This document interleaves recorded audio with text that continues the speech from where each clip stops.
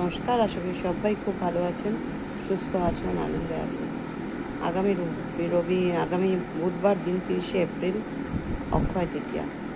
এই দিনটা অসম্ভব শুভ একটা দিন। এটা কেন শুভ, অনেকগুলো কারণ আছে, সেটা আমি পরে বলবো, পরের একটা ভিডিওতে বলবো। এদিনে যাই করা যায় সেটা মানা হয় যে সেটা অক্ষয় থাকে, সেটা কখনো ক্ষয় হয় না। যেমন একটা বলছি যে যখন শ্রীকৃষ্ণের খুব খিদে পেয়েছিল, দ্রৌপদীর কাছে খেতে চেয়েছিল, তখন দ্রৌপদী দেখলেন যে হাঁড়িতে কিচ্ছু নেই, একটি চাল পড়ে আছে। সেই পাত্রটা এনে শ্রীকৃষ্ণকে দিয়েছিল, এবং শ্রীকৃষ্ণ সেটা একটা চাল খেয়ে বলেছিল, ভীষণ ভালো খেলাম, পেট আমার ভরে গেল। তখন দ্রৌপদী বলেছিল যে আপনি কি সখা, তুমি কি আমাকে বলছো, এরকম বলছো, একটা চাল খেয়ে কারোর কোনো পেট ভরতে পারে?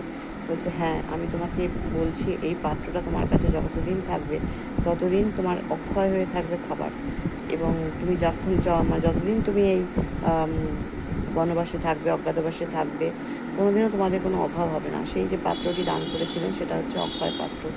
তো এরকমই আর কি, এই দিনে অনেক অনেক ঘটনা ঘটেছিল, যা কিছু ঘটেছিল। যেমন এই দিনে বলা হয় মহাভারত রচনা হয়েছিল। এই মহাভারত হয়েই চলেছে। আমরা তো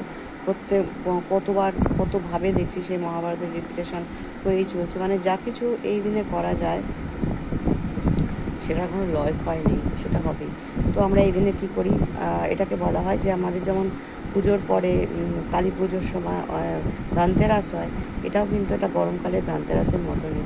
মানে এই দিনে সবাই সোনা গয়না কেনে, কিছু কেনে, যাও কিছু কেনে, বেশিরভাগটাই সোনা গয়না কেনে। কিন্তু যেটা বলা হয় যে সোনা গয়না কিনতেই পারেন, তাতে কোনো ক্ষতি নেই, কিন্তু যেটা বড় কথা সেটা হচ্ছে কেনার থেকেও দান করা। এই দিনে যদি আপনি কাউকে কিছু দান করেন, সেটা বড় কিছু না হোক, ছোটোই হোক না, একটা হ্যাঁ, আপনি যদি সোনাও দান করতে চান করতে পারেন। একটা 500 টাকাতেও তো এক চিলতে সোনাও তো হয়, সেটাও করতে পারেন।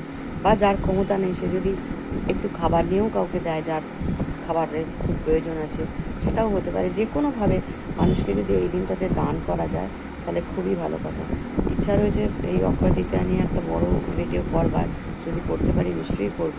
তবে সবাইকে বলবো, এই দিনে যেটা আপনি চাইছেন যে এটা আমার অক্ষয় থাকুক, যেটা করতে চান, সেই জিনিসটা কিন্তু এই দিনে অবশ্যই করবেন। যে ধরুন আপনি চাকরি চাইছেন, চাকরির যে লেটারটা লেখা, যেটা সিভিটা দেওয়া, সেটা এই দিনে করবেন। আপনি যেটাই করতে চাইছেন পরবর্তীতে, যে লাগাতার আমি এটা করতে থাকবো বা এটা আমার থাকবে, সেটা এই দিনে করুন। অক্ষয় তৃতীয়ার দিনটা অক্ষয় হয়ে থাকার মতন দিন। কারণ এই দিনে প্রচুর প্রচুর কিছু, এই দিনে পরশুরামের জন্ম হয়েছিল, এই দিনে মহাভারত রচনা হয়েছিল, এই দিনে শ্রীকৃষ্ণ